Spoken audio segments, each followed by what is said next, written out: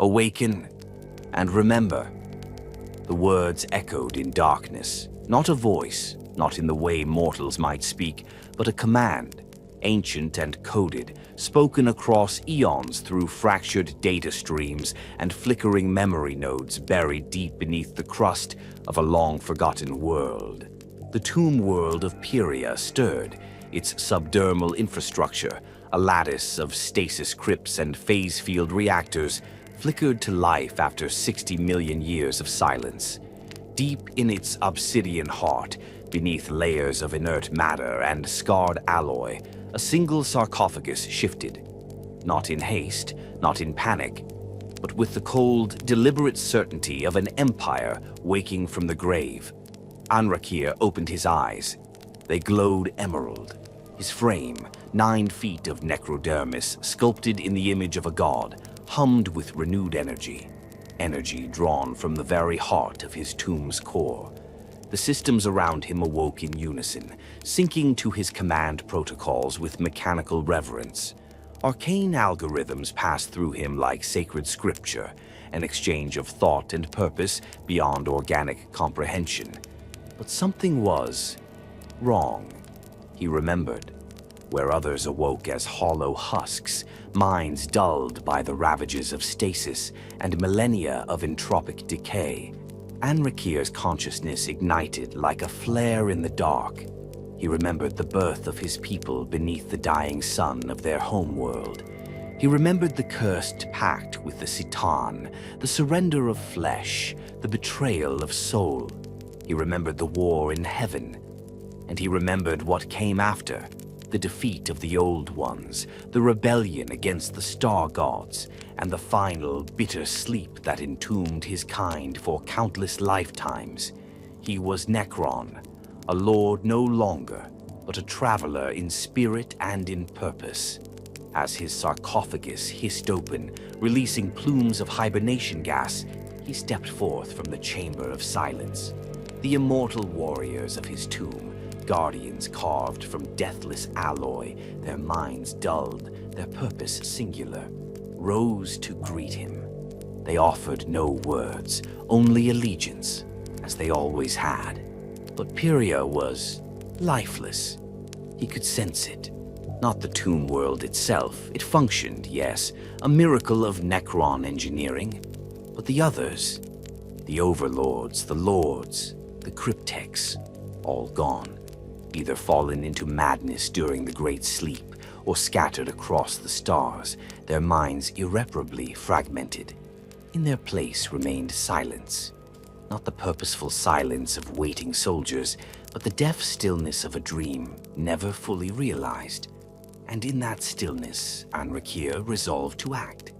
He was not merely a warlord of old. He was not content to rule an empty world, to sit atop a throne of ash and memory. The galaxy had changed. The stars burned in unfamiliar configurations. The signals of lesser species, young, chaotic, loud, echoed across the void. The galaxy was infested. Humanity, Eldar, Orcs, Tyranids, Tau. It mattered not. The Necron race was fractured, and he would see it restored. But not as it had once been, not under the heel of the Silent King, nor enslaved by the madness of triarchal doctrine. Anrakyr sought unity, not tyranny, purpose, not empire. If the Necron race were to rise again, it must do so not as overlords of a crumbling throne, but as an unbroken force, coherent, rational, and undivided. And if that unity could not be given, it would be taken. He named himself the Traveller, not in arrogance, but in acknowledgement. He would leave Pyria behind, not in disgrace, but in pilgrimage. He would walk the galaxy, awakening his kin where he could, forging bonds through diplomacy or war. He would carry the flame of remembrance, of unity, of purpose. Each tomb world reawakened would become a beacon. Each dynasty rallied would become another strand in the web of rebirth. But first, he would test his strength. Anrakyr stepped into the throne conduit, the chamber from which all of Pyria could be commanded. The systems of the planet responded eagerly to his presence. The defensive pylons stood ready. The crypt gates opened. The command node pulsed, awaiting his decree. He extended his will, and the stars obeyed. The orbital arrays realigned. The tomb ship Ket Nubis, once the flagship of Pyria's armada, activated for the first time in 60 million years. Its vaults of war machines and armored transports stirred to life, their slumber broken by their lord's return. Across Pyria's surface, monolithic pylons burst from the stone like ancient teeth, crackling with unseen energy. And with them came revelation. The galaxy had not merely shifted, it had fallen into madness. Anrakyr's senses, enhanced through the quantum lattice of the Necron command protocols, detected alien chatter in the nearby Morrigar system. Humans, the Imperium of Man. They had defiled Necron ruins on Morrigar's moon, igniting ancient failsafes that annihilated thousands. Worse, they had claimed it as a colony, as if the galaxy were theirs to inherit. The Traveller's answer was swift. He did not send a message. He sent annihilation.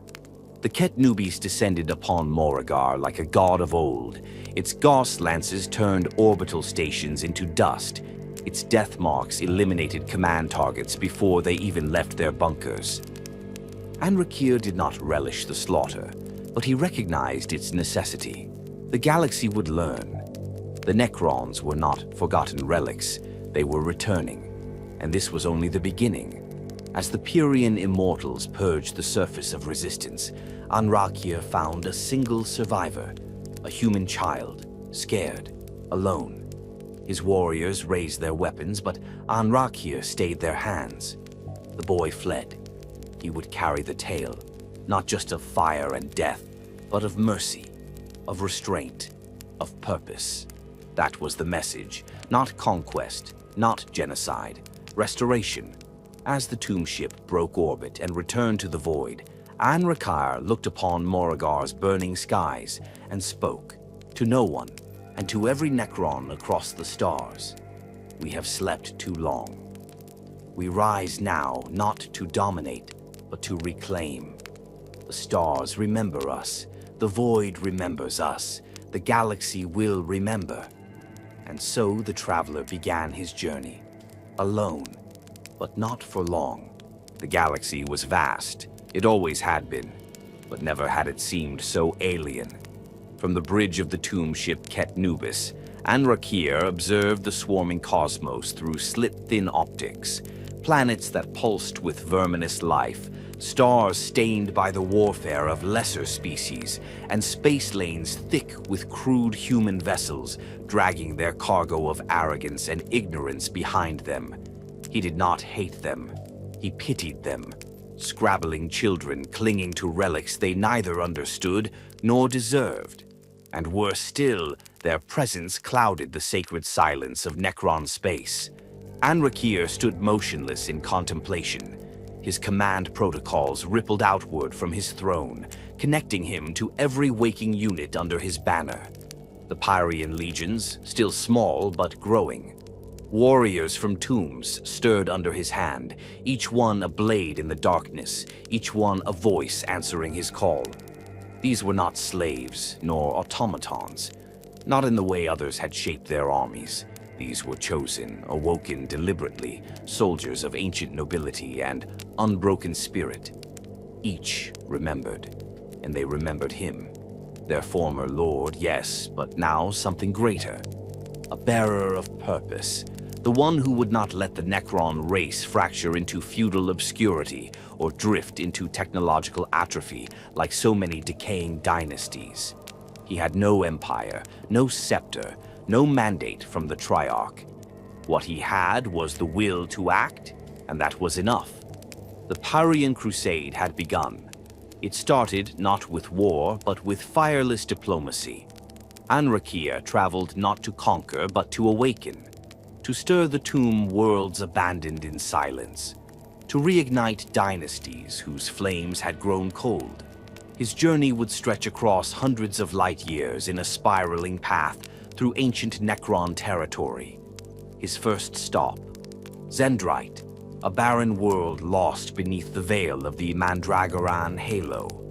Zendrite had once been ruled by the Sereth dynasty, a proud lineage known for its brutal martial codes and disdain for all organic life. Their tomb world had sealed itself entirely during the Great Sleep, isolating its stasis grid beneath miles of iron-hard bedrock and psychic null fields to prevent any external tampering. But the protocols were flawed. Fault lines, tectonic drift, and a slow decay in cryocircuitry had left the Zendrite tomb vulnerable. When Anrakyr arrived, he did not force his way in with guns and gauze. He interfaced with the ancient security systems, flooding them with his command persona, a burst of code echoing with both familiarity and supremacy. It worked. Slowly the tomb awakened, stuttering at first, like a dreamer shaken from deep sleep. Cryptex staggered into awareness, their minds clotted with digital frost. Warriors reactivated in uneven formations, half-formed and uncoordinated. The tomb world was alive again, but fractured, stammering, incomplete. Anrakyr descended into the vaults himself. In the central chamber, he met with Varganek, the tomb's highest remaining command figure, a lord whose cortical implants had corroded to the point of madness. He babbled of enemies long dead, of Satan fragments still lurking in shadows, and of wars that had ended millions of years before. His guards moved to strike Anrakyr, but they were too slow. The Pyrian Eternals emerged from stasis at their master's call. In silent precision, they dispatched the Mad Lord's protectors, disarmed his Gauss blaster with a precision shot, and held him immobile as Anrakyr approached. He did not kill Varganek. Instead, he showed him truth. Using his technomantic link, Anrakyr downloaded recent cosmic records, data streams captured from Vox chatter, auger probes, and shipwrecked databanks, images of the Imperium, of hive cities, of Tyranid hive fleets consuming worlds whole, of the Orcs, of the ruinous powers bleeding into reality, of the Eldar clinging to their dying gods. The Necrons had slept too long. The enemy had not waited, and in that knowledge Varganek changed. Madness did not flee him, but clarity began to battle for control within his fractured mind. He surrendered his command, not to Anrakyr as a ruler, but as a leader, as a path forward. And so the First Dynasty bent its knee, not in defeat, but in rebirth. From Zendrite, Anrakyr's name began to spread. To Davovok, the ruins of a once prosperous tomb world consumed by molten collapse, where a single surviving cohort of cryptex still lingered beneath the surface, unable to escape. Anrakyr liberated them, not with war, but with code, with purpose. To Gidrim, where the local overlord fought a war of attrition against awakening protocols gone wrong, nanite swarms devouring everything in reach. Anrakyr offered not judgment, but aid. His Pyrian technomancers helped to stabilize the world's data streams and burn away the rogue code. To Trakon, where a minor dynasty had turned to madness, reawakening as techno-barbarians, reducing their once mighty tombs to echoing arenas of senseless destruction. There, Anrakyr did bring fire, not for glory, for necessity. The tomb was scoured, its core systems salvaged, its warriors purged and reborn under Pyrian command. With each world, his crusade grew. Not a fleet of conquest, a coalition. Some gave him tribute, others joined him outright. For every tomb world that swore loyalty, he demanded only two things: a tithe of warriors and adherence to the Necron purpose, to restore unity to the race, to prepare for the final reckoning. And still, Anrakyr refused to sit a throne. He did not claim dominion over the worlds he visited. He never lingered long. Once his task was done, he moved on, ever outward, ever forward, like a blade thrown into the night. Behind him followed the Pyrian Eternals, a name now spoken with reverence and dread. Immortals from the ancient court of Pyria, they served not just as warriors, but as symbols. Each one had volunteered for the crusade. Each bore Anrakyr's sigil etched into their necrodermis, like a scar of faith. Silent, precise, fanatical. They did not speak. They executed, and their loyalty was absolute. By the time the Pyrian crusade reached the edge of what had once been Saudic space, Anrakyr's forces numbered in the hundreds of thousands. A mobile empire, not rooted to any single tomb world, but constantly in motion, like a swarm of living metal. And though the galaxy saw them as a threat, the truth was more complex. Anrakyr didn't seek dominion over the younger races. He sought control over his own. He had watched what madness had done to the Necron race, watched great overlords descend into barbarism, turn to enslaving lesser Xenos, or even pact with ancient enemies like chaos for personal gain. This was not survival. It was decay, and decay was the final death. The Traveller would not allow that, not now, not ever.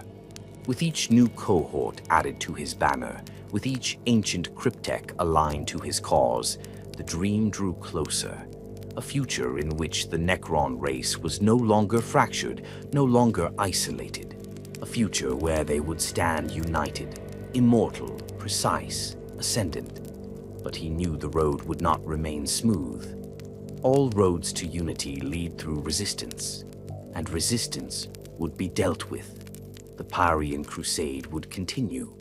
The Traveller would not rest, because even in a galaxy drowning in war, in darkness and in flame, Anrakyr the Traveller still believed in something greater than conquest. He believed in purpose. The ship hung in silence above a black star. Light bent around it, warped by gravitational fields older than memory, swallowed by the collapsed heart of a long-dead system. No radiation, no heat, nothing living, nothing moving. Except them, 30 immortals stood motionless within the hold of the Ket Nubis. Their forms were statues of necrodermis, still and perfect, as if frozen in mid-stride by some divine artist. Their eyes, twin lenses of alien green, did not blink, did not waver. They stared forward at nothing, and yet they waited, alert, eager. And at their center stood their master, Anrakyr the Traveller. He was not speaking, not instructing, not grandstanding like the mad overlords of distant dynasties. He simply observed them, his warriors, his first true company. The blade he had forged from the ruins of Pyria and the shattered tomb worlds of the Mandragoran Belt. They were the Pyrian Eternals, not in name alone, in purpose, in belief, in silence. These were not warriors reawakened at random, not automatons stirred from crypts by mechanical accident or failing protocols. These immortals had chosen. When Anrakyr left Pyria, these 30 alone had stood to follow him before he even gave the command. They had stepped forth without a word, each one casting down the sigils of house and rank, each one placing a clawed fist over the ancient Traveller's glyph etched across their chest. They followed not out of loyalty to a master. They followed a cause, unity, restoration, resurrection of a race. And in the time since, their number had grown, slowly, deliberately, never more than a few at a time. Anrakyr did not accept tribute from every tomb world he stirred. He demanded sacrifice. He demanded belief.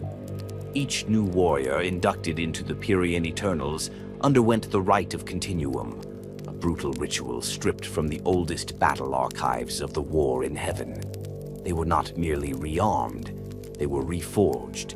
Their Gauss blasters were melted down and recast, etched with code seals and prayers carved by technomancers who remembered the days before biotransference.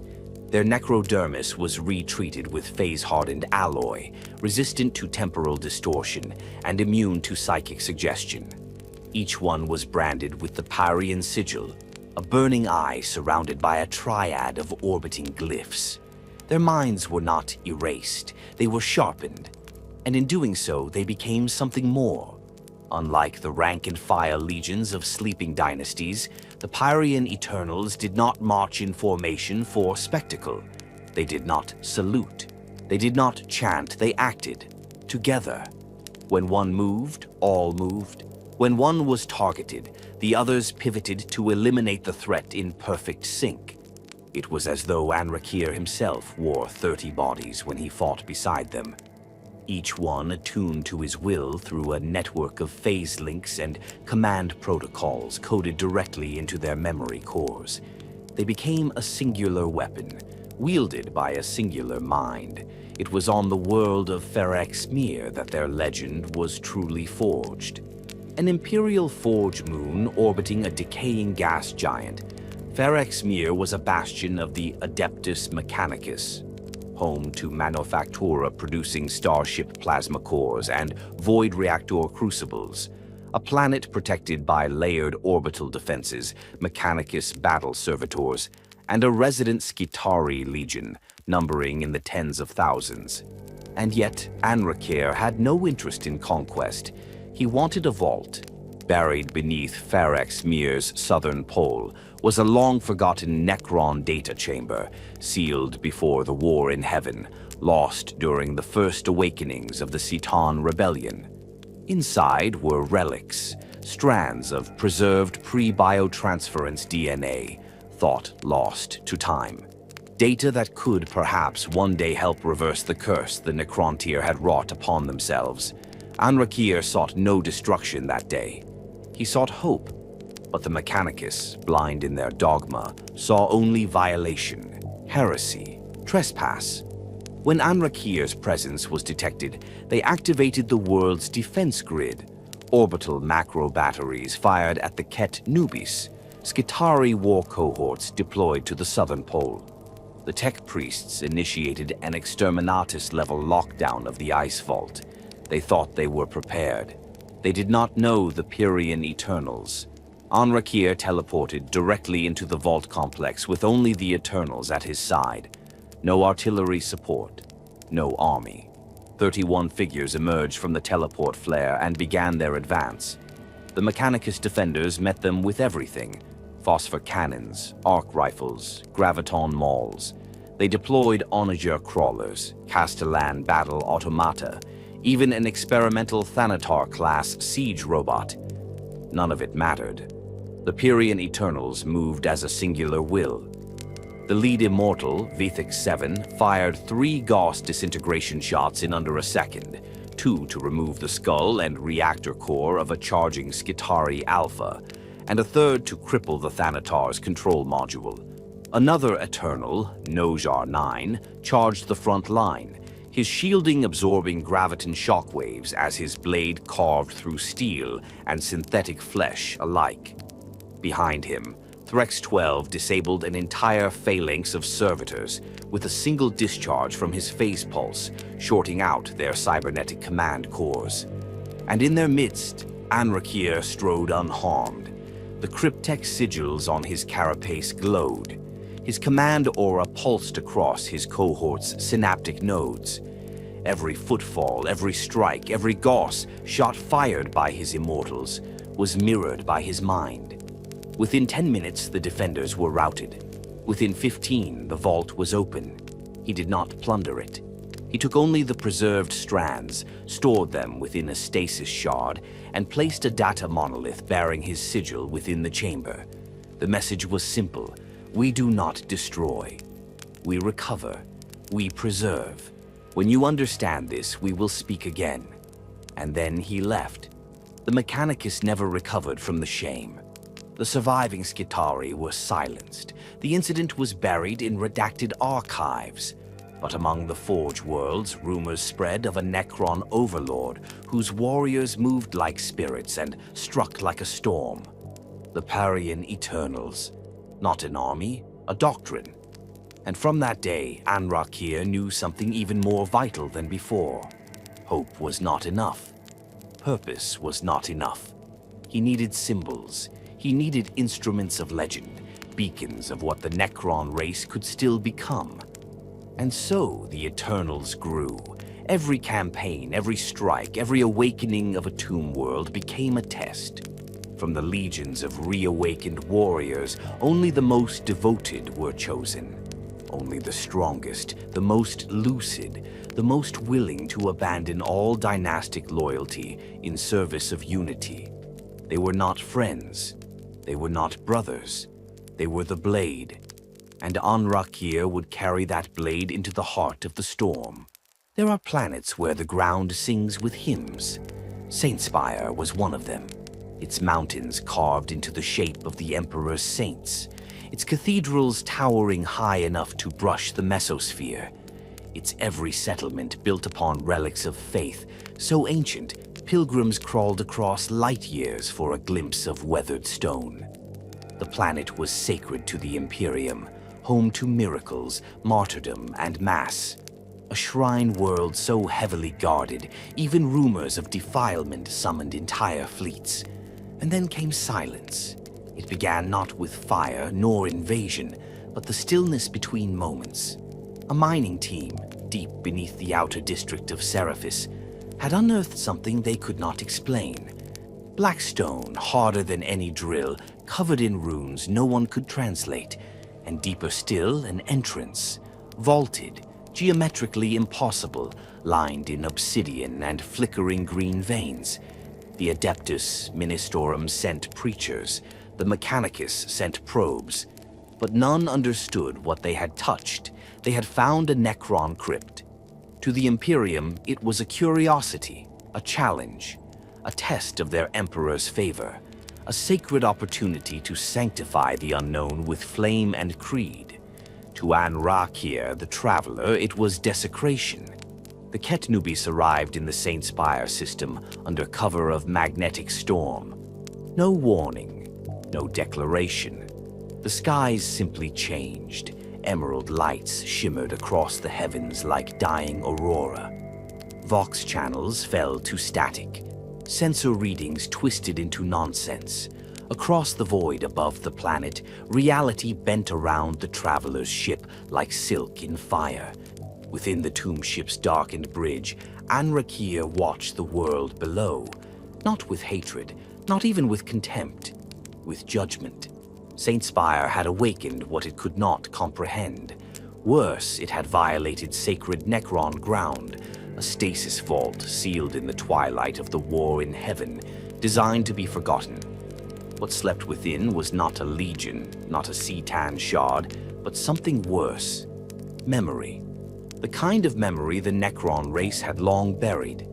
Data tombs filled with pre-biotransference records, names, identities, thoughts before they had become machines. A final repository of what it meant to be Necrontyr. And the Imperium had bored into it, preaching the name of a corpse god as they shattered the past. Anrakyr could not allow that. He did not send an ultimatum. He did not speak. He acted. The Ketnubis dropped into low orbit, flanked by 4 escort scythes and an arc of resurgent light. Anrakyr did not lead an army.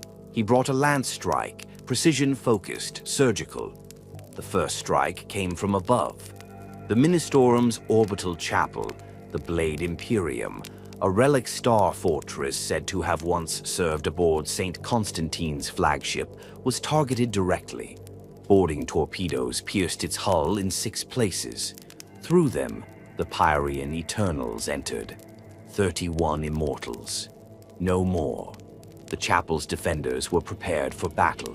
Sisters of Battle, the Order of the Blazing Martyr, were stationed throughout the Void Fortress, armed with melta charges, flamers, and relic blades.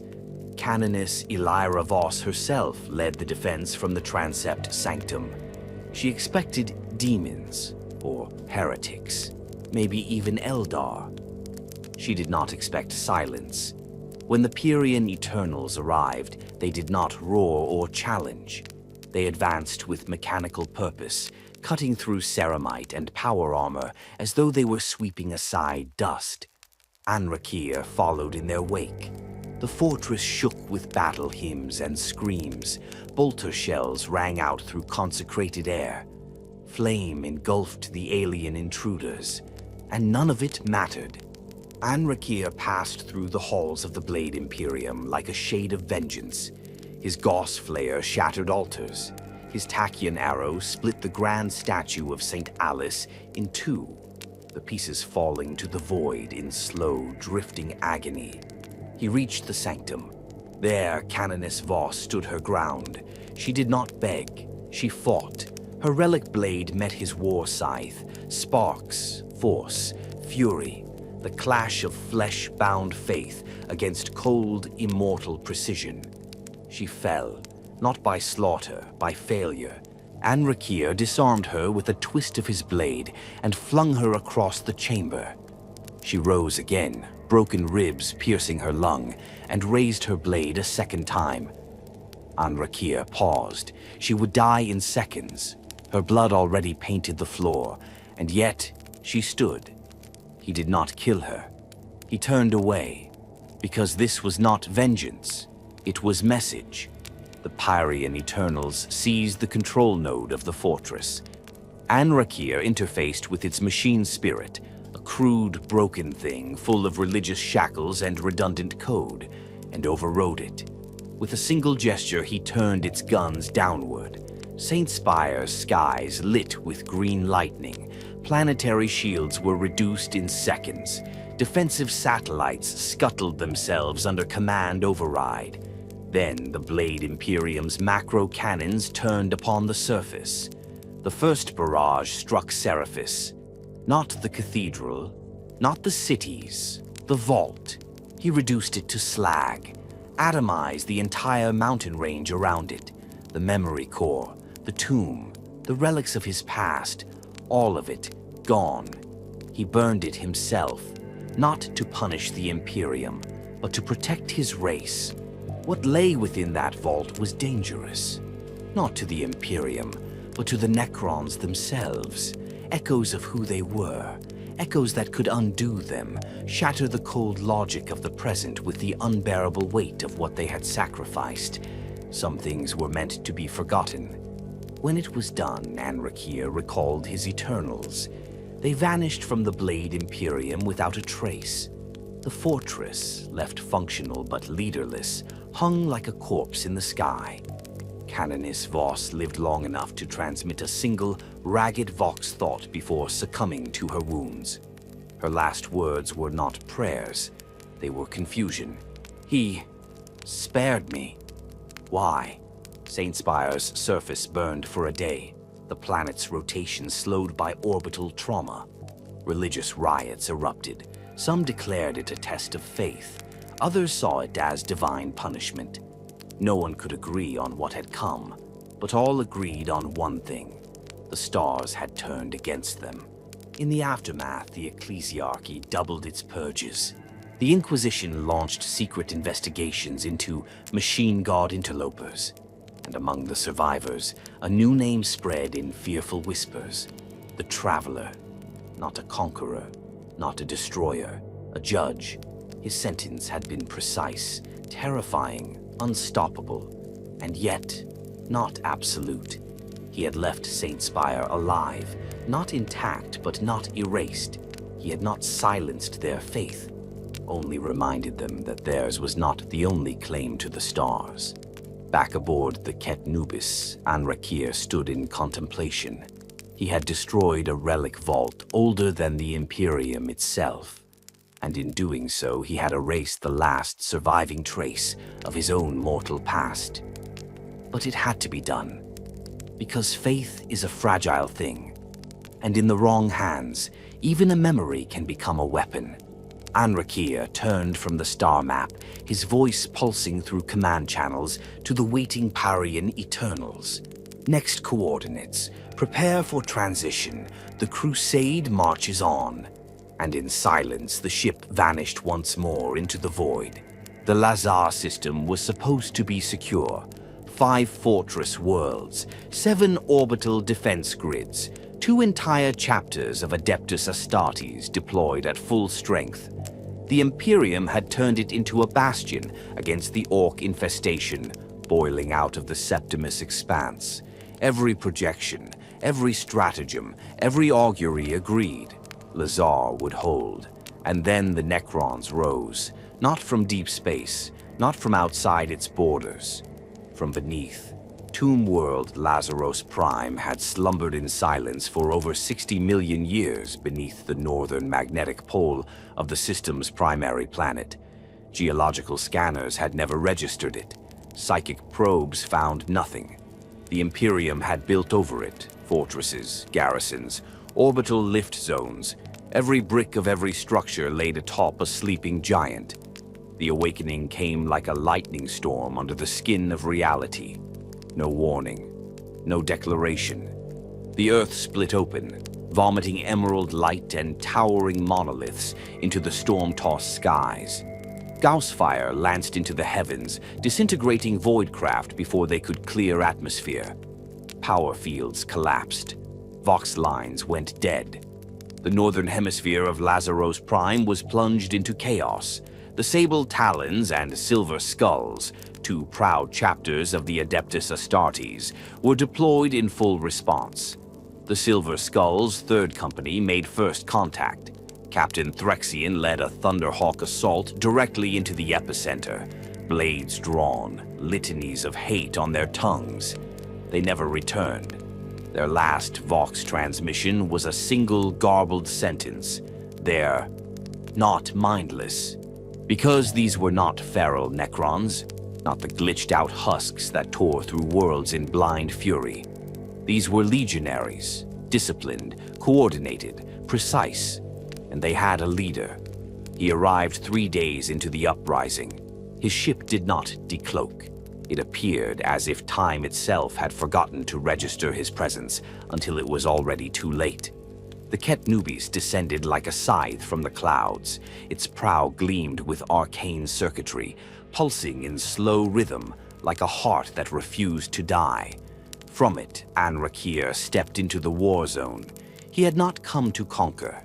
He had come to intervene. Lazaros Prime's tomb had awakened early, by accident, or perhaps by the cascading chain reaction his Pyrrhian crusade had begun. The local cryptex, dazed by faulty reawakening, had launched a preemptive assault on what they assumed were enemy invaders. Without direction, without strategy, they were locked in a suicidal war of attrition against one of the most fortified systems in Segmentum Tempestus. Anrakyr did not tolerate waste. He did not request control. He took it. When he stepped onto the blackened stone plains of the northern continent, the Lazaros Necron legions stopped. Not because he commanded them with protocol, though he could have. Not because he threatened them, though his very presence was threat enough. They recognized his purpose. Across the fractured cortexes of command nodes and immortal subroutines, his identity cut through the noise. The data signature of the Traveller, the one who walked between dynasties, the unifier, the visionary. And so they obeyed. But the humans did not. The sable talons, seeing the pause in Necron movements, believed they had routed their enemy. They launched a full assault on the momentarily still lines. Anrakyr answered. He did not raise his war scythe. He raised a signal. Within moments, the Pyrrhian Eternals struck. 31 Immortals, phase-shifted into orbit within a blink, dropped onto the flank of the Talon's line. No warning, no flare, just impact. The ground rippled with force. The Astartes' countercharge was immediate, but ineffective. The Eternals fought like a chorus of annihilation. One moved, all moved. One fired, all fired. Each shot calculated, each step predicted. The Talons broke formation. Anrakyr advanced through their scattered lines like a knife through silk. His scythe carved ceramite like parchment. He did not kill indiscriminately. He moved with precision. When a battle brother of the Talons fell and dropped his plasma cannon, Anrakyr caught it mid-air, overriding it with a pulse of technomantic energy, and returned fire, erasing a bunker with a blast its original wielder could never have hoped to match. Then he turned the cannon's self-destruct protocol back on itself, discarding the molten ruin before it exploded. The tide turned. The Astartes retreated. For the first time in recorded Lazar history, the Adeptus Astartes relinquished planetary command to a non-human force. The Necrons did not pursue. Instead, under Anrakyr's command, they began to fortify. Not as conquerors, as guardians, because Lazaros Prime's tomb held more than warriors. Beneath its central vault was a sub-dimensional data chamber, a relic of the old dynasties, a library of Necron military philosophy, locked in layered stasis crypts, each one sealed behind impossibly dense code walls. The Silver Skulls had learned of this. They had come not just to kill the Necrons, but to steal from them. Anrakyr did not forget. He ordered the vault opened. 3 Pyrian cryptechs worked for 6 days and nights without rest.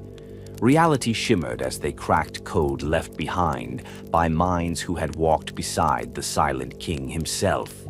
When they were finished, Anrakyr descended into the crypts alone. What he found was not a weapon. It was wisdom, battle doctrine that had guided fleets against the old ones. Records of command hierarchies older than stars, a full accounting of psychic warfare strategies now useless to most Necrons, but vital to those few cryptechs still experimenting with anti-warp technology. He took it all, preserved it, and sealed the vault again, not with destruction, but with respect. He left behind an artifact, a stasis core engraved with the Pyrian sigil and a single phrase etched in hexadecimal glyphs. Not forgotten, not yet forgiven. The Lazar uprising officially ended 12 days after Anrakyr's arrival, not with the enemy's retreat, but with their withdrawal, honored and uncounted. The Imperium, unwilling to admit defeat, declared the incident a classified xenological anomaly. But the truth burned quietly beneath the surface. Anrakyr had turned a doomed uprising into a moment of unity, not with fire, with clarity.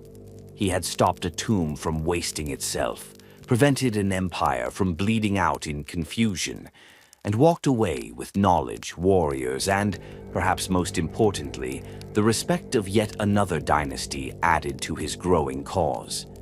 The Lazar cryptechs, now lucid, now loyal, joined his fleet.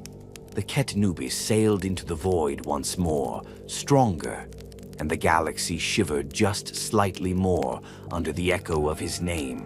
Anrakyr the Traveller, the Judge, the Diplomat, the Warlord, and now the Librarian of the Dead. The stars over Karnak shimmered with unnatural light. To the Eldar who dwelled in its ancient forest vaults and crystalline biodomes, those lights were not unfamiliar. They had seen similar signs in ages past, during the Fall, during the Mon-Ki Crusades, and in the long memory of their prophetic seers. But the light now blooming in the Karnak skies was not born of the warp, nor of mortal craft. It was the green flare of tomb ships breaching real space. A Necron fleet had arrived. The Exodite tribes of Karnak, sworn allies of craft-world Alatok, responded with speed only the Eldar could summon. Wave serpents glided through the jungle canopies, spirit seers summoned ancient wraith knights from stasis, and swift-moving ranger cadres took to the cliffs and trees. Their duty was sacred. Karnak was no mere settlement. Beneath its surface lay the World Spirit Shrine, a living psychic gestalt, a sanctuary for the souls of exodites, a place as hallowed as any infinity circuit. And the Necrons had come for it. At first, the Eldar believed this to be another mindless awakening, another tomb complex disturbed by planetary drift or psychic feedback. But as the tomb gates of Karnak's third moon opened and monoliths descended in phalanx formation, the pattern became unmistakable. This was no accident. This was a campaign. Anrakyr the Traveller had come, not to conquer, to claim. From the bridge of the tomb ship Voket Shah, orbiting in stately formation above Karnak's equator, Anrakyr surveyed the world below.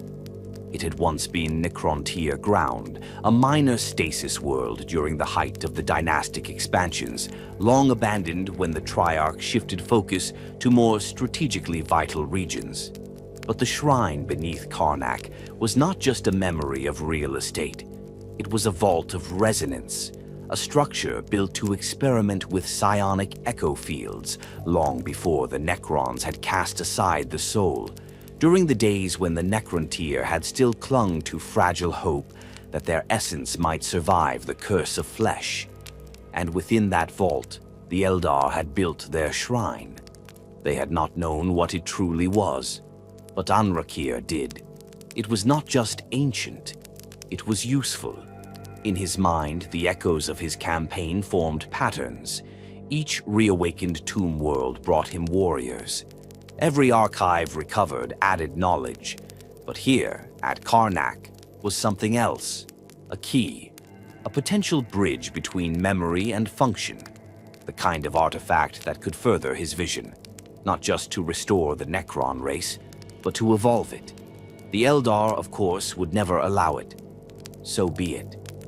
Anrakyr issued a silent signal to his fleet. No orbital bombardment, no planetary cleansing. Instead, a ground war of precision. The Pyrian Eternals deployed in silence, their forms cloaked by dimensional phase shifting.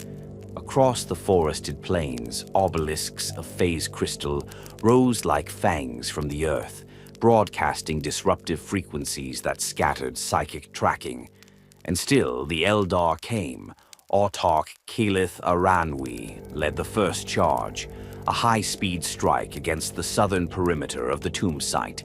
Warp spiders blinked into reality mid-sprint, targeting the Eternals with monofilament bursts. None returned. The Eternals did not fight like a static wall. They became a mobile swarm of adaptive fire. For every spider that vanished from sight, 3 precision bursts found it mid-phase. The Eternals learned their movements, predicted their path, and erased them. But it was not a slaughter. It was a duel. Karnak's conflict unfolded over days, not hours. Across jungle valleys, in twilight crystal forests, and beneath bioluminescent canopies, Eldar and Necron clashed in silence and fury. Jet bikes screamed across the skies, only to fall in burning spirals when anti-grav fields collapsed under Necron targeting. Wraithguard unleashed D-cannon hellfire, which tore holes in reality, but the Eternals were not so easily caught. They phase-shifted just before detonation, reappearing behind their assailants like death given logic. Even Anrakyr himself joined the fray. He did not stay above the war. He walked through it. In the Battle of the Pale Grove, he faced a full host of Asuryani spirit constructs. 5 Wraith Knights, 30 Wraith Blades, and a Wraith Seer wielding the psychic rage of 100 dead exodites. The ground shimmered with soul energy, the air thick with ancient anguish. Anrakyr met it with reason. With a simple thought, he activated his command node. Phase pylons, planted hours earlier by his vanguard, activated. The psychic storm blinked out of existence. The Wraithseer collapsed to the ground, its soul stone inert. The Wraith Knights turned, momentarily stunned. Anrakyr moved. His tachyon arrow fired once. A single pulse of phase-collapsed chronon energy struck the lead Wraith Knight mid-torso. Time fractured around it, and the construct aged 5 millennia in an instant, crumbling to rust and dust. The remaining 4 were dismantled by the Eternals in less than 90 seconds. Anrakyr stood amid the wreckage, unharmed. This was not conquest, it was demonstration. Across the conflict, he gave the Eldar a chance to yield, not out of mercy, out of principle. He transmitted a single message, translated by a captured Eldari psychic interface. This world holds memory that belongs to my kind. I will not defile your shrine. I will not steal your souls. I ask only for what was ours long before you drew breath. The Eldar refused. Of course they did. To them there could be no diplomacy with what they viewed as soulless machines. They could not comprehend what Anrakyr offered, that perhaps, just perhaps, he was not there to kill, but to ensure no more needed to die. So the war continued. By the 7th day, the Eldar retreated to the shrine itself. There, behind concentric rings of wraithbone defenses and centuries of psychic wards, they prepared their last stand. Farseer Starbane herself took command, her presence a beacon to the despairing defenders. Anrakyr did not attack immediately. Instead, he observed, he calculated, and then he did what no Necron had done in centuries. He called for aid. From the vaults of Solamas, he summoned Trazyn, the Infinite. From the fragmented courts of Gidrim, he recalled Anrakyr the Diviner. Both responded, not for loyalty, but for curiosity. They came not as subordinates, but as peers, and together they breached the shrine. Anrakyr destabilized the psychic lattice, predicting the pulse of the Eldar's wards down to the nanosecond. Trazyn deployed chrono-mimics, shards of reconstructed time, each one distracting a vital defense point. And Anrakyr walked through the final gate. He did not kill Farseer Starbane. He deactivated the vault and sealed the shrine with phase code, preserving the Eldar souls locked within. Then he turned and walked away. The Eldar could not follow. He had won, not by annihilation, but by precision, by resolve, by proving that even in a galaxy of madness, some wars could end without extinction.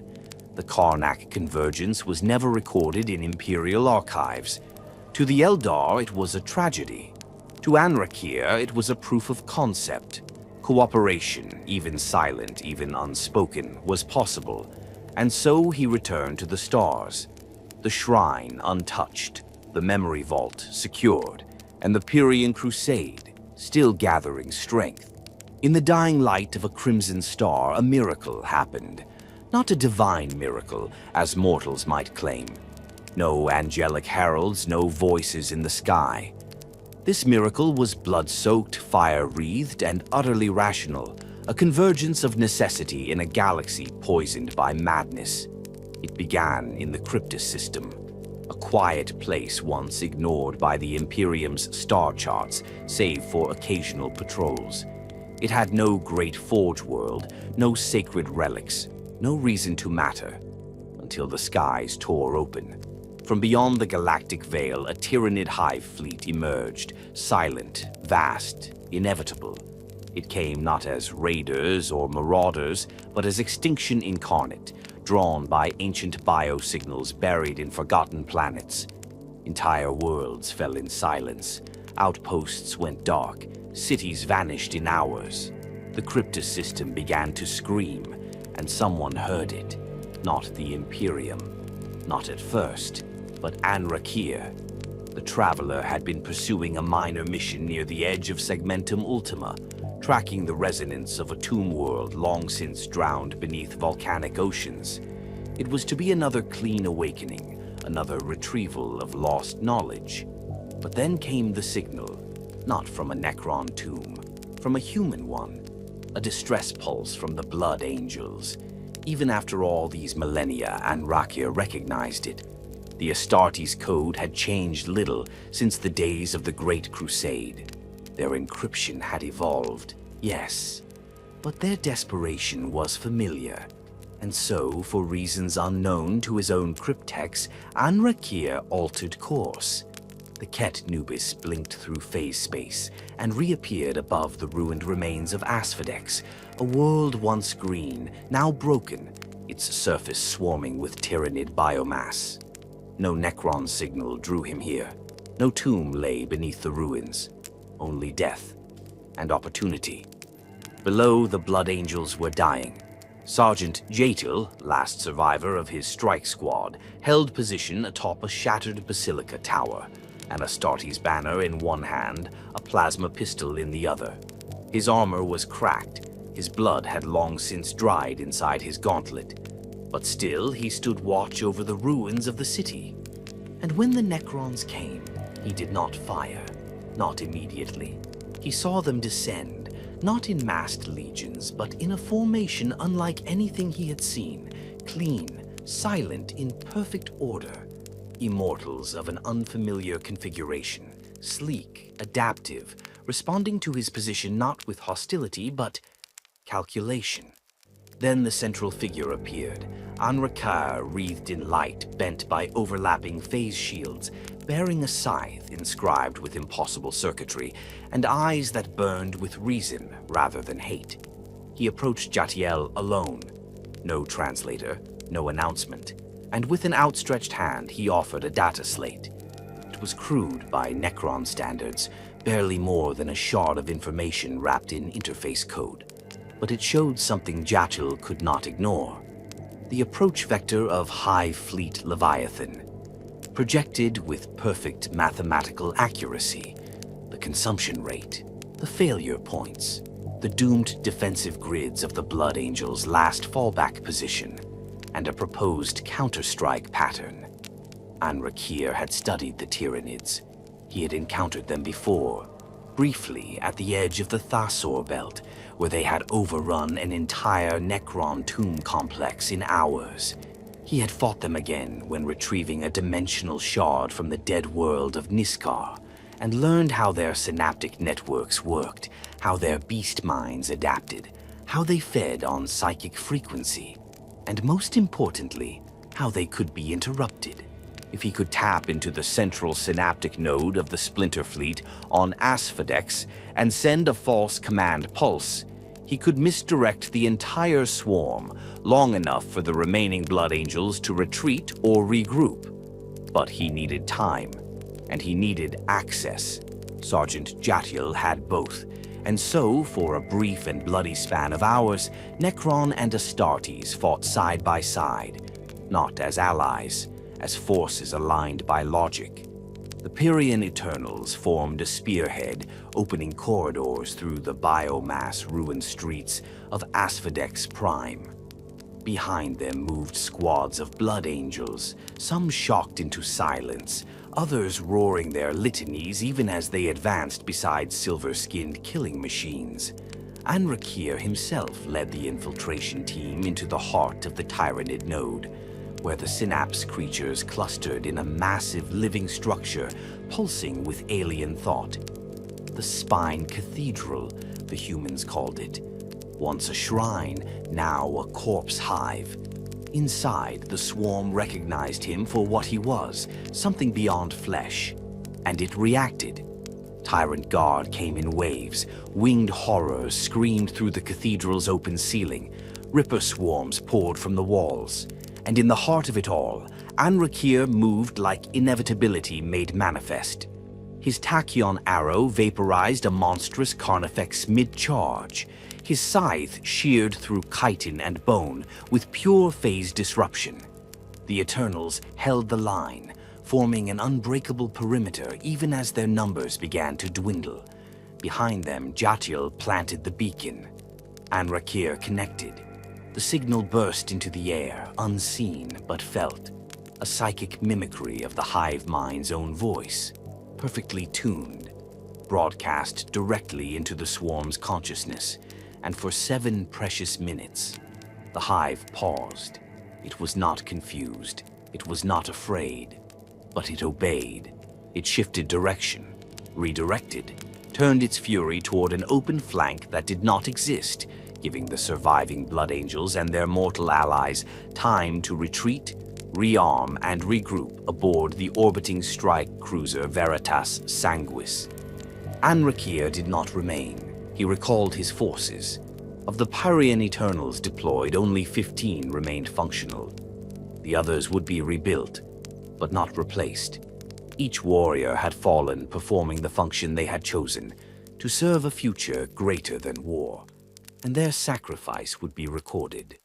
As for Jatiel, he saluted, and Anrakyr nodded in return, not as an equal, but as a recognition.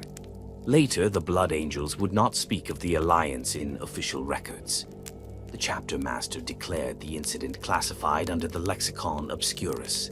Some within the Librarius even argued it was a warp-born hallucination. But the survivors knew the truth. There, on the corpse of a burning world, an impossible thing had occurred.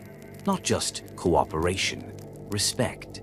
Because when the galaxy burns bright enough, even the dead may walk beside angels.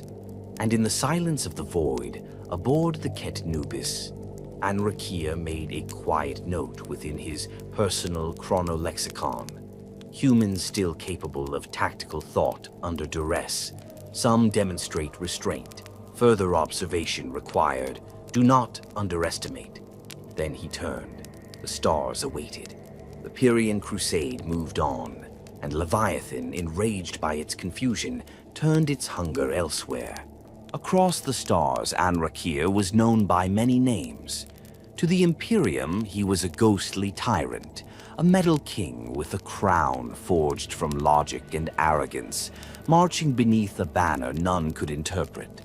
To the Eldar, he was an echo of the war in heaven, a revenant whose presence could never be reasoned with, only endured. To his own kind, he was something stranger still. He was the one who refused the throne. In the wake of countless campaigns, Saintspire burned, Karnak sealed, Lazar reforged, Asphodex spared. Anrakyr's name spread far beyond the tomb worlds. He became a figure of curiosity, of contention, of fear, but always of order. And with that reputation came invitations. The first was from the dynasty of Zundral, a once mighty court scattered by millennia of internal betrayal.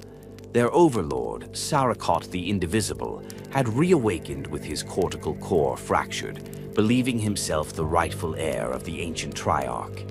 He ruled from a fortress world etched into the side of a hollow asteroid, surrounded by decaying nobles clinging to fragments of forgotten power. He sent a message to Anrakyr, not of alliance, of warning. Turn back, traveler. Sundral bows to none, least of all to a wanderer. Anrakyr responded, with presence, no words, no threats. The Ket Nubis arrived in high orbit above the Zundral throne asteroid. It did not decloak. It did not fire. It simply remained. For 8 days. During that time, no other ships could leave. Their navigational sensors failed. Power surges overwhelmed defensive augurs, a calculated display, a demonstration of restraint under total dominance. On the 9th day, Anrakyr descended alone. He walked through the gilded halls of Sundral's court as nobles scrambled for weapons they had not used in 60 million years. The immortals at his side, the Pyrian Eternals, did not raise their weapons. They did not need to. By the time Anrakyr reached the throne chamber, Sarakot was waiting, surrounded by his war court, seated on a throne of platinum and phase crystal, still believing himself untouchable. Anrakyr approached and spoke only once. Your dynasty is a corpse clothed in silk.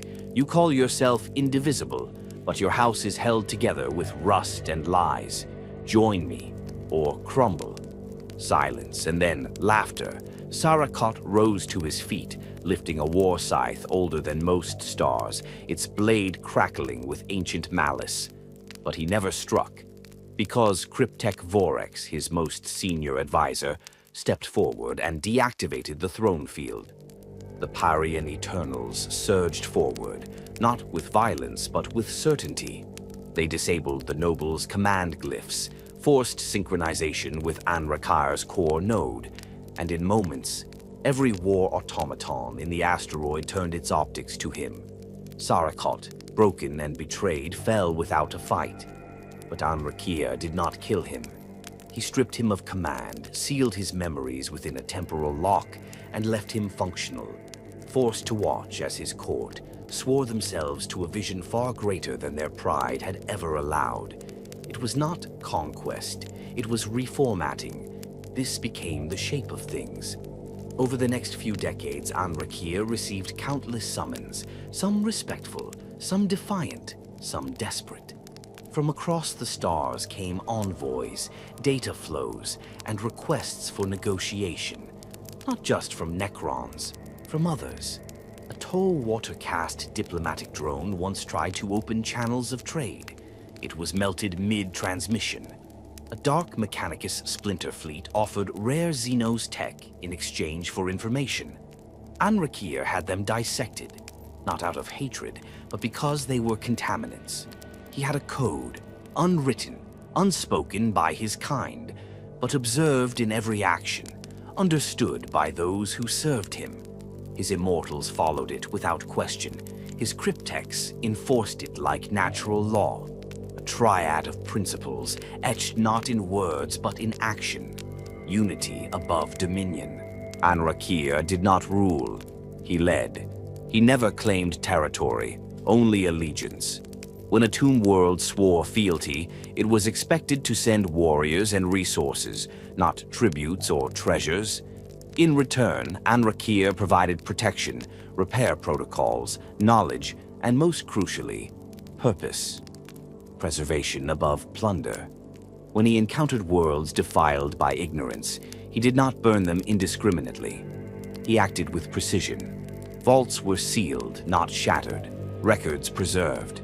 Knowledge copied, not hoarded.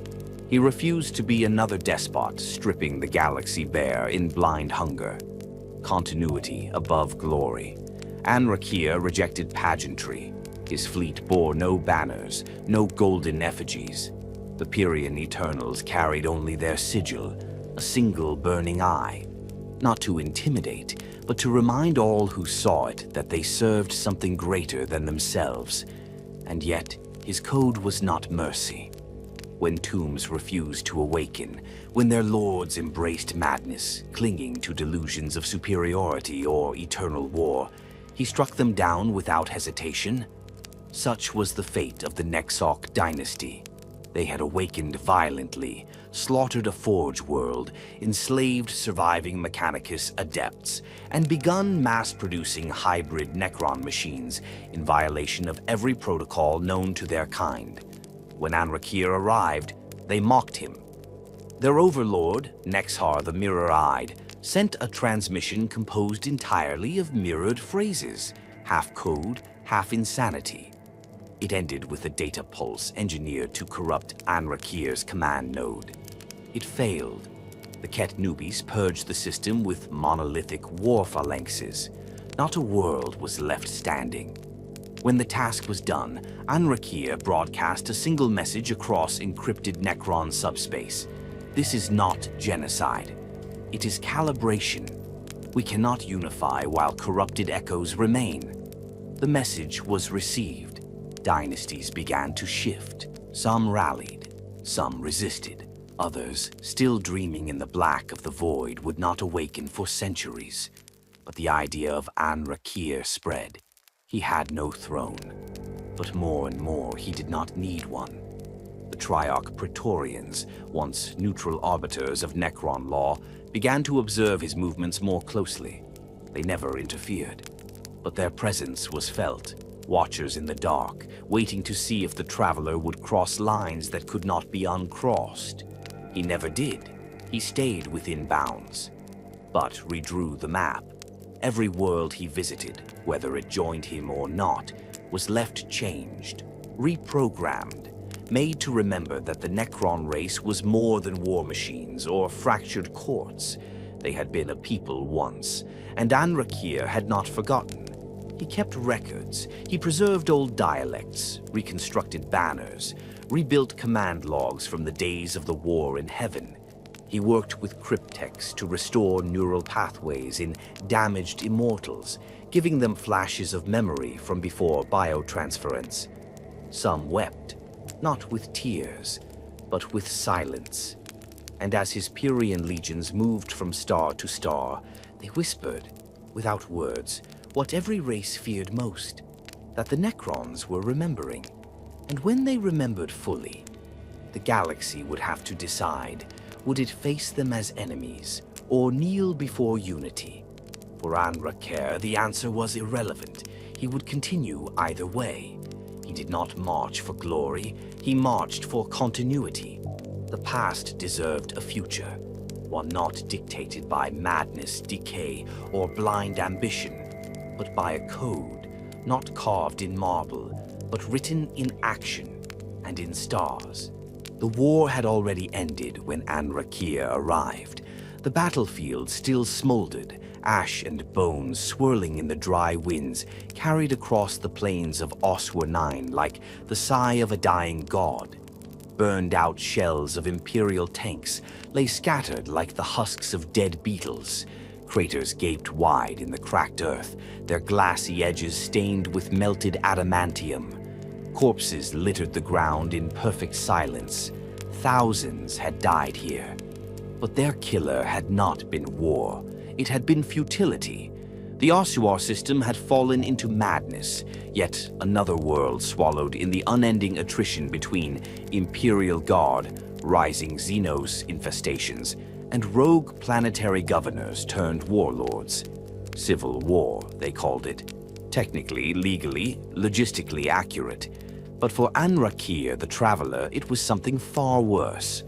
Wasted potential. There were no tombs on Ossuar 9, no lost dynasties, no buried data vaults, nothing worth reclaiming in the eyes of most Necron lords. But Anrakyr had diverted course when he detected the signal. Not a beacon, not a cry for help, a resonance pulse. It had traveled through the subspace medium like a whisper, too quiet to hear. Not a human transmission, nor Eldar, nor any of the brutish Xenos infospheres. It was ancient, familiar, Necrontyr in origin, but distorted, broken by time. A fail-safe warning, buried so deeply in code that only a cryptic could have detected it. An emergency protocol from a lost era, embedded in the core of a device fired into the heart of Ossuar 9's polar wastes. And what it guarded was not a tomb. It was a weapon. Anrakyr came for it personally. The Ket Newbies did not descend in orbit. It remained distant, hidden among the black arches of Ossuar's asteroid belt, shielded from augur detection. Aboard its command decks, the Pyrrhian Eternals waited in stasis, unneeded for now. Anrakyr alone descended, accompanied only by a single cryptech, Zarnak of the Ninefold Coil, a specialist in cryptological entropy. Together, they trekked across the icy ruins of the polar frontier, following the resonance. They found the capsule buried beneath a collapsed mining outpost, surrounded by frozen corpses. Human scavengers had tried to break it open, had touched what they should not have.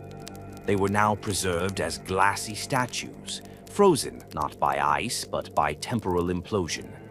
What lay inside the capsule was a weapon Anrakyr had not seen since the height of the war in heaven. The Chronospear, a prototype, incomplete, its matrix housing shattered, half of its crystalline core warped beyond stability. But the other half, the arrowhead-shaped emitter, remained intact, still humming, still cold to the touch. Zarnak dared not approach it. The cryptech's systems flared with temporal distress as he neared it, his own memory banks skipping like a broken transmission. His words stuttered in loops. Anrakyr did not hesitate. He reached for it, grasped the emitter, and the moment his fingers closed around it, the entire landscape around him shivered. Reality paused, not froze, paused. The snowflakes hung in the air. The wind halted mid-cry. Even light slowed, bending around him in slow, viscous arcs. In that stillness, a voice emerged. Not a sound, but a memory. The voice of Sarek, the Silent King himself. Not in command, not in rebuke, in design. A weapon to unmake certainty, to render futures fluid. Do not fire without purpose. Anrakyr's optics dimmed. When the world resumed, he stood unchanged, the arrow still in his hand. His command matrix had already adjusted, calculating the chronotemporal bleed radius, assigning usage limits, defining targeting parameters. It would fire only once. A single tachyon discharge, enough to rewrite an outcome, to invert a moment. Anrakyr slotted the device into a modified conduit in his command gauntlet. He would no longer carry it. He would wield it. The arrow was now his. It joined his war scythe, known among his legions as the Scythe of Silent Ends. Not merely a blade, but an artifact of devastating force. Forged from phase-hardened void steel, its blade vibrated between dimensions, capable of disrupting matter at the subatomic level. He had tested it once, long ago, on a desert moon infested by orc warbands. A single sweep had torn a battle wagon in half, the halves suspended mid-air for 2 seconds before folding in on themselves like paper drawn into a singularity. The orcs had named him Da Cutter King in the few seconds before extinction. But to Anrakyr, it was not spectacle. It was expression. These weapons, one to carve, one to unravel, were not tools of tyranny. They were symbols. When Anrakyr appeared on a battlefield, his enemies did not fear death. They feared precision, the knowledge that when he raised the scythe, something would be removed from reality with exacting permanent effect. And when he raised the arrow, time itself might disagree with their next decision.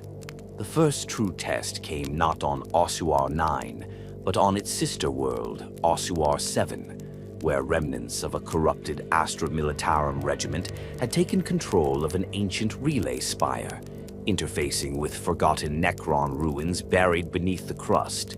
They were trying to harness the technology, to repurpose it.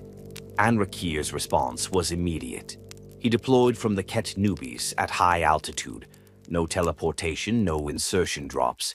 He landed at terminal velocity, a streak of emerald light crashing into the relay spire's uppermost tier.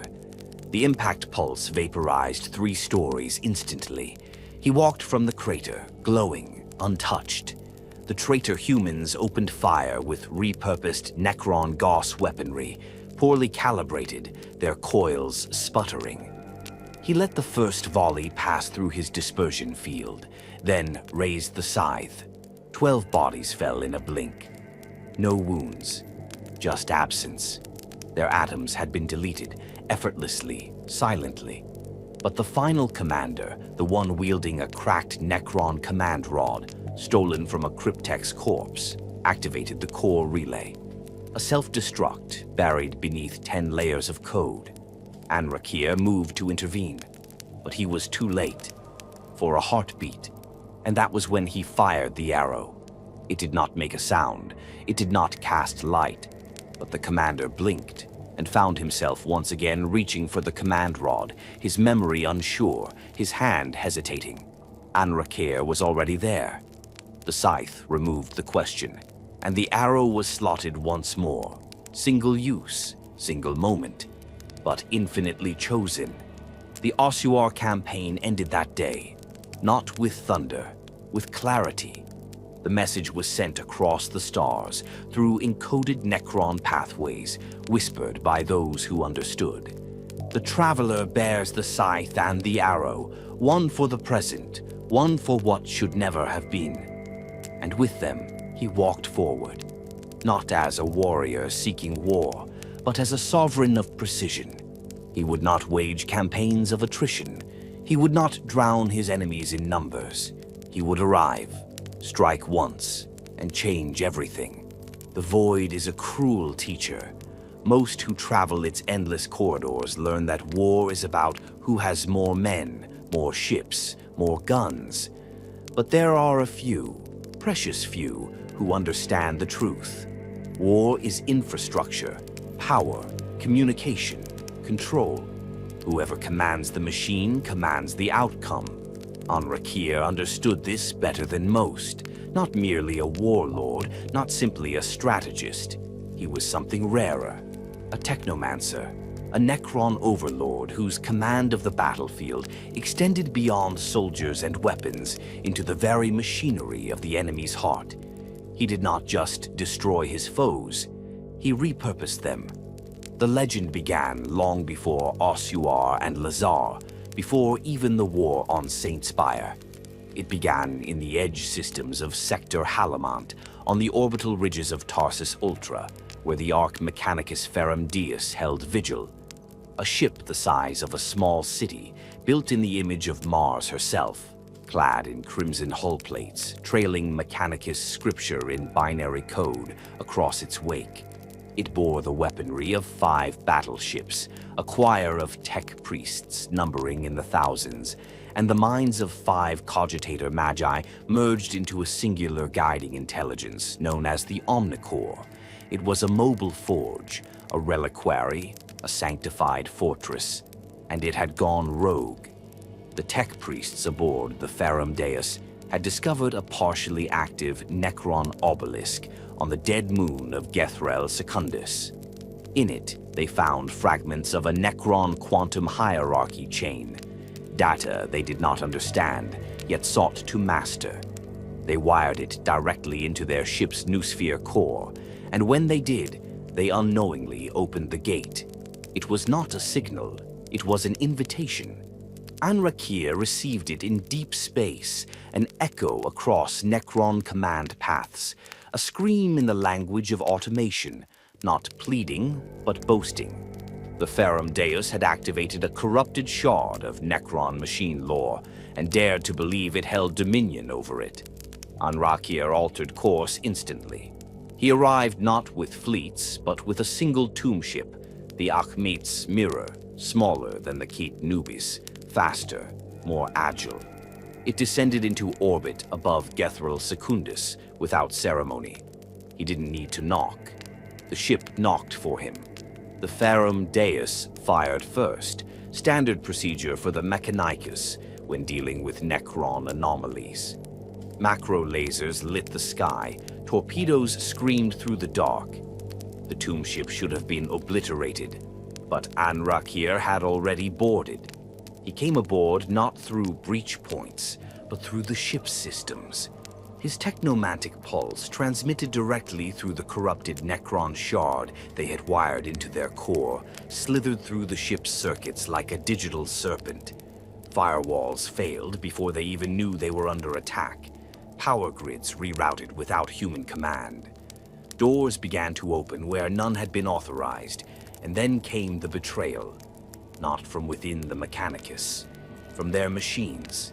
The reactor control arrays turned themselves off. Servitor maintenance arms moved without direction, sealing their own tech priests into maintenance corridors. Cogitator banks began erasing themselves, line by line. And the Magi couldn't stop it. They couldn't even understand it. The Omnicore, central AI hub of the Ark, attempted to isolate the breach. It failed. Anrakyr had already installed his own logic crystal into its thought tree. Not a virus, not malware. A mirror. Every time the Omnicore thought, Anrakyr knew what it would do, and responded before the thought completed. The Magi screamed binary hymns. They demanded purity. Anrakyr answered not with words, but with conversion. From the bridge of the Akhmet's Mirror, Cryptek Kotek 9 activated the synchronization array. Instantly, the Ferrum Deus's entire command lattice was subsumed. The ship switched sides, all at once. Guns realigned, targeting systems inverted. Internal speakers played a single Necron chime across every deck, one long resonant note that made the human ear bleed and the mechanical heart skip. And then the ship fired on its own fleet. 2 escort vessels vaporized in seconds. The rest fled in panic. The Ferrum Deus turned slowly in place, orbiting the dead moon like a chained beast, now wearing a new collar. Anrakyr did not board it. He didn't need to. He sent a message instead. Not in words, in code. A single data slab dropped into Imperial frequencies, unreadable to humans, but carrying one clear visual. The ship's command node, now bearing Anrakyr's sigil. He had taken it. Not through battle, through understanding. This became his pattern. Across the following decades, Anrakyr repeated the maneuver again and again, not on ships alone, but on fortresses, satellites, orbital platforms, manufactura, even alien constructs. He dismantled an Orc scrap fleet by turning their own looted engines against them, firing one vessel directly into the others, using its own control wires as a makeshift helm. He collapsed a chaos-warped communications grid on Garvin 4 by flooding its relays with pure Necron command logic, burning the corruption out with sheer structure. And most famously, he took control of a Xenos-built planetary defense system on Timor, turning it into a fully functioning transmission tower for his growing fleet. To the Pyrian Eternals, these were not victories. They were manifestations of their master's mind. To Anrakyr, this was proof that the galaxy could still be commanded, not by brute strength or attrition, but by superior systems. Even among his own kind, this power set him apart. While other overlords clung to armies, to monuments, to thrones, Anrakyr traveled with only what he could sync. He was not a king. He was a signal, a frequency of reason, a logic pulse in the madness of the 41st millennium. And wherever he went, systems obeyed. Not out of faith, out of design. But not everything could be turned. There were places where the corruption ran too deep. Places where chaos had warped the machine soul beyond reclamation. Places where human stubbornness poisoned even the most responsive of code. There, Anrakyr did not attempt conversion. He simply cut the power. And when the lights went out, so too did the last hope of resistance. In the dark, they all remembered the truth. In this galaxy, the strong do not survive, the efficient do. And Anrakyr the Traveller, Overlord, Unifier, Technomancer, would make sure only the most efficient future remained, not by erasing the past, but by overriding it. There was no fanfare when he entered, no war drums, no honor guard, no grand procession through the obsidian causeways of the mantle sepulchral. And yet, every optic in the chamber turned to face him. Anrakyr the Traveller had come to court. For most, the idea of diplomacy between Necron dynasties was laughable, an ancient echo from before biotransference, back when bloodlines still mattered and pride was still shackled to fragile flesh. That age was gone, lost in the exchange of body for immortality, but not for Anrakyr. He remembered the value of alliance. He remembered the greater war still ahead, the war for survival, not just of his people, but of purpose itself. And he knew one fact better than any overlord still clinging to half-buried tombs and crumbling fiefdoms. The Necron race could not rise alone. So he came to the courts of the Mantle Sepulchral, deep in the Feerakian Gulf, where the dynasties of Athelzad, Uraket, and Dol Maynard had gathered for the first time in 10 millennia. Not to plan war, to squabble, to trade boasts and threats. Each ruler saw themselves as the rightful successor of the empire that once was. Each expected the others to kneel. Anrakyr arrived without invitation and walked into their debate with the calm certainty of a storm no one had prepared for. The chamber was vast, a hollowed moon turned into a debating forum, its ceilings filled with suspended sarcophagi of ancient nobles, watching eternally in silence. Every speaker stood atop phase platforms, shaped like their dynasty's sigil. Every word echoed in encoded Necrontyr dialects, sharpened by millions of years of cultural ossification. At the heart of the room, the Concord Obelisk, a pulsing construct that registered political agreement via synchronized data nodes, hovered dormant. It had not pulsed green since the age of the Silent King. Until today. Anrakyr's voice cut through the void like a command protocol. You speak of legacies. I speak of outcomes. We waste starlight arguing about tombs while the galaxy burns. The Athelzad Phyron, a crystalline figure wrapped in reactive nanoflame, hissed, "You presume to lecture us, traveler? You who abandoned your throne? You who carries no lineage?" Anrakyr didn't flinch. He raised his gauntlet. A projection filled the chamber. Dozens of tomb worlds, symbols of sleeping dynasties, status lights, active, loyal, unified. Beneath them, names, the overlords and lords who had joined the Pyrian Crusade, real, recorded, verified. Then he spoke again. "I do not need a throne. I have momentum. The tide is with me, not by blood, not by decree, by results murmurs, transmitted in rapid quantum bursts, passed between the courts. The Necron Overlord, an ancient war engine of obsidian clad in shifting sigils, laughed with static-choked disdain. "And what would you have us do, traveler? March in lockstep behind your vision of unity? Sacrifice our autonomy for your dream of singular command?" Anrakyr turned toward him, not with scorn, but with focus. "Number, keep your autonomy. Keep your honor codes and echo chambers. I ask for one thing, a pact, a web, not a chain, a structure where each dynasty retains its voice, but its weapons speak with one command when the time comes. When the Tyranids descend, when chaos floods the stars, when the younger races build empires of noise atop our silence." He paused. "We are not extinct, not yet, but we are disorganized. That is how empires die." Silence followed, long, uneasy, and then the obelisk pulsed green. Not in agreement, in interest.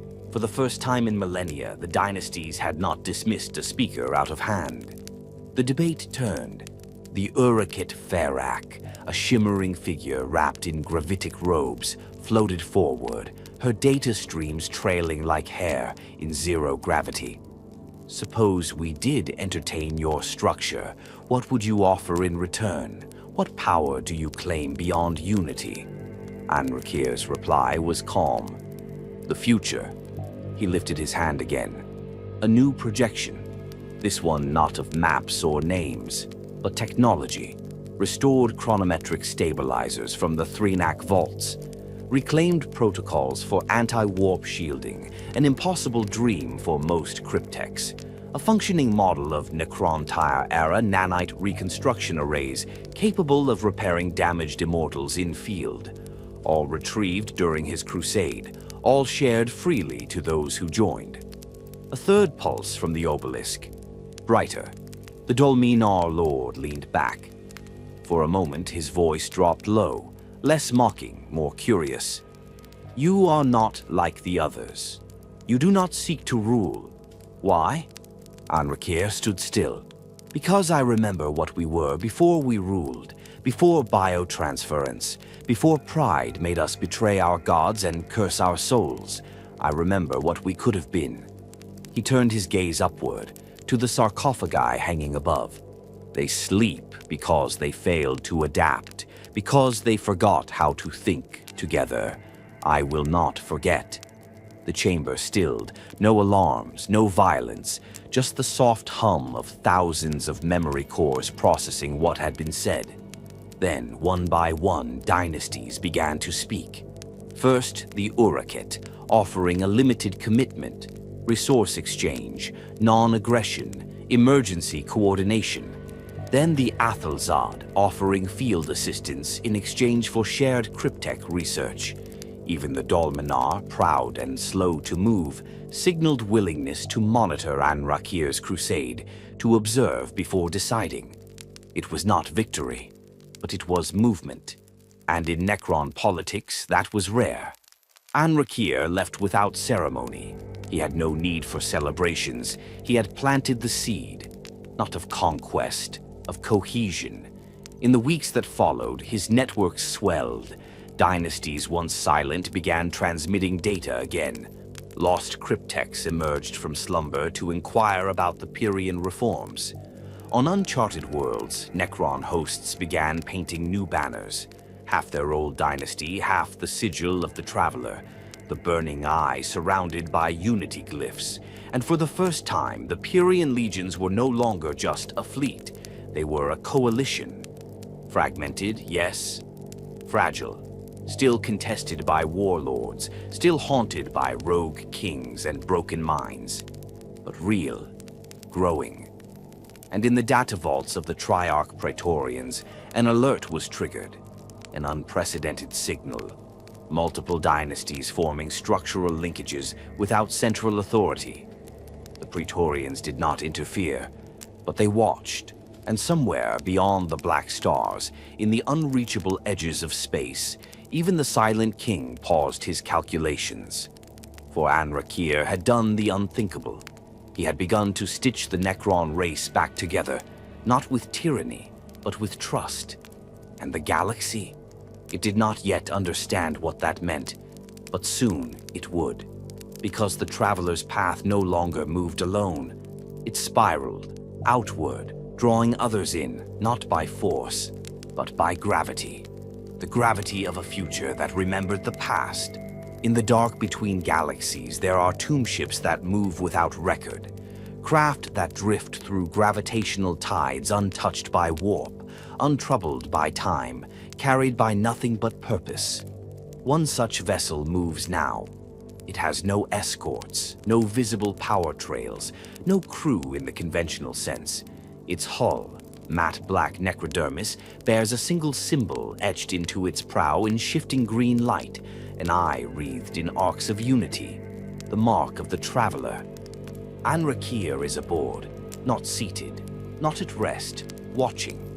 The stars around him are alien, not because they're unfamiliar, but because they are uncharted. The galaxy, as known by the Imperium, ends thousands of light years behind. This is the outer dark, where ancient radiation pulses in silence, and pre-warp civilizations lie buried beneath the weight of lightless millennia. He has come here for a reason, a signal, not a call, not a distress beacon, a pattern buried in background cosmic radiation, detected only by Necron resonance filters, a recursive loop encoded into the harmonic frequencies of space itself. Too precise to be natural, too ancient to be new. He recognizes the code, not its content, its style. It belongs to a mind he has not seen in millions of years. A mind believed gone, not destroyed, departed. Zarek, the Silent King, once ruler of all Necron, once architect of biotransference, once betrayer, once savior. He had fled after the Citan were shattered, taken his court beyond the galaxy, seeking answers, or penance. The signal bore his mark, and so Anrakyr followed, not as a loyal subject, not as a challenger, as a peer. He walks the ship's primary corridor now, flanked by no immortals, guarded by no eternals. Just him and the hum of machinery so old, it no longer pretends to be artificial. The ship is an extension of him now, his will mapped across its decks, his thoughts echoed in the flow of its internal logic. He has left his legions behind, not abandoned, entrusted. The Pyrian coalition has grown beyond his direct command. Dynasties once slumbering now rebuild. Cryptechs trade advancements across systems. Lords once obsessed with status now request strategic alignments. The unity he dreamed of no longer requires his constant presence. They call it the Anrakyrian web now, a term he disapproves of but tolerates. It is no longer about him. It never was. But the galaxy does not know peace, never will. Tyranids keep coming. More now, broods of strange biomass diverging from the Leviathan strain, smarter, meaner, hungrier. Chaos still bleeds from reality's edges. New warp rifts opening without warning, without reason. The Necrons are immune to the warp's temptations, but not to its consequences. And the humans? They multiply like mold in a decaying vault. Each new forge world chokes another ancient tomb. Each new colony risks awakening the sleeping wrath of dynasties they can neither negotiate with nor defeat. But Anrakyr is no longer just reacting. He is planning. In the obsidian vault at the core of his ship lies a chronosynthetic projection engine, an impossibly rare construct retrieved during the Lazar Uprising. It runs 1 trillion variables every second, simulating the future of galactic civilization across timelines and probabilities. Anrakyr checks it every cycle, not to rule the future, to understand which versions of the future must be prevented. There are many paths. In some, the Necrons reign, undisputed, unchallenged, unfeeling. He rejects those. In others, chaos consumes all. Even Necron minds fracture under warp pressure, becoming mirrors of madness. He rejects those too. In some, the Imperium survives, not through triumph, but attrition. Wounded, blind, crawling over the bones of Xenos and friend alike. In these futures, the Necrons endure as lurking shadows, never rising again. He finds those the most tragic of all. But one simulation intrigues him. Not utopia, not victory, balance. A galaxy where Necrons serve not as tyrants, but as foundations, the silent architects of systems so efficient that war itself loses appeal.